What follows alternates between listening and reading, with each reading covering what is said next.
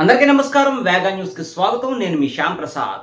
కాకినాడ జిల్లా పిఠాపురంలోని శ్రీపాద శ్రీవల్లభ స్వామి జన్మస్థలి దత్త అవధూత రామస్వామి గురుదేవుల స్థాపిత శ్రీపాద శ్రీవల్లభ మహాసంస్థానంలో దత్త జయంతి సప్తాహ మహోత్సవాలు నవంబర్ 28వ తేదీ నుండి డిసెంబర్ 4వ తేదీ వరకు అంగరంగ వైభవంగా శాస్త్రోక్తంగా నిర్వహింపజేశారు. ఈ సందర్భంగా శ్రీ దత్తాత్రేయ స్వామివారికి, శ్రీపాద శ్రీవల్లభ స్వామివారికి, నృసింహ సరస్వతి స్వామివారికి నిత్య ధూపదీప నైవేద్యాది పూజాది క్రతువులతో పాటు దత్తాత్రేయ స్వామివారికి ప్రత్యేక పూజలు, అభిషేకాలు, లక్ష బిల్వార్చనలు, సహస్ర కమలార్చనలు, వేద పారాయణలు, దత్తవ్రతాలు, పల్లకి సేవలు, గ్రామోత్సవాలు, సాయం సంధ్యా వేళలలో దత్తాత్రేయ స్వామివారి సంకీర్తనార్చనలు, ఊంజల సేవలు, ప్రత్యేక హారతులు, శ్రీ గురు చరిత్ర సప్తాహ పారాయణలు మొదలైన ఆధ్యాత్మిక కార్యక్రమాలు, పూజాది క్రతువులు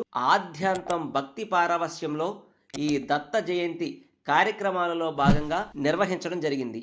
ఈ సందర్భంగా స్థానికంగా అలాగే రాష్ట్ర నలుమూలల నుండి ఈ దత్త సప్తాహ మహోత్సవాలకు స్వామివారి దర్శనానికి విచ్చేసిన వందలాది మంది భక్తజనులకు ఎలాంటి అసౌకర్యాలు కలగకుండా నిత్యాన్నదానము, వసతి, తీర్థప్రసాద వితరణ మొదలైన అన్ని ఏర్పాట్లను ఆలయ కార్యనిర్వహణాధికారి సౌజన్య ప్రభాకర్ ప్రత్యేక దృష్టి సారించి నిర్వహించారు. ఈ దత్తనామ సంకీర్తనలతో పీఠికాపుర పట్టణమంతా ఆధ్యాత్మిక శోభతో పరిమళించింది. ఆ మహోత్సవాలను ఈ వేగా న్యూస్ ద్వారా ఓం ద్రాం దత్తాత్రేయాయ నమః, దిగంబరా దిగంబరా శ్రీపాదవల్లభ దిగంబరా.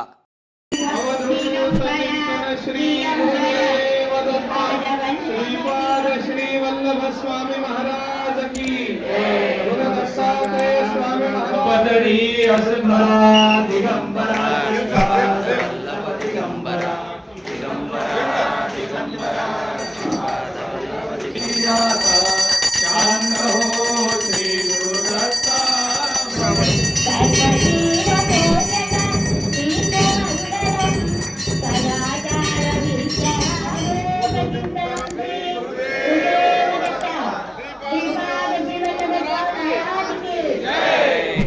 दत्तात्रेय स्वामी महाराज की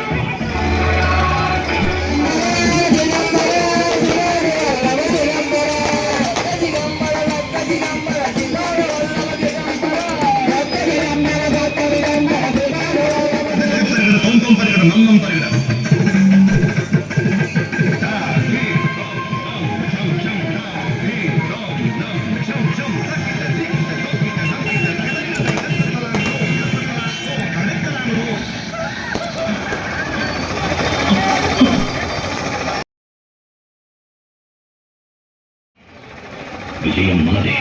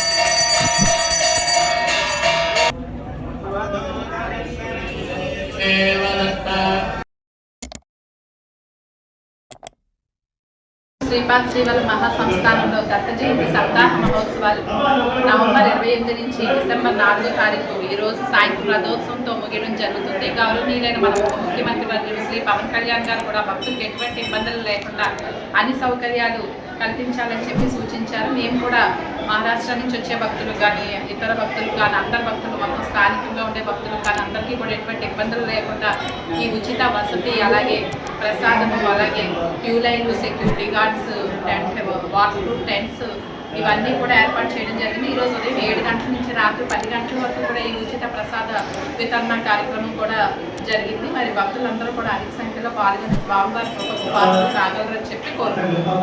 మరిన్ని ముఖ్యమైన వార్తా విశేషాల కోసం వేగా న్యూస్ ని సబ్స్క్రైబ్ చేయండి, షేర్ చేయండి, లైక్ చేయండి. Thank you all.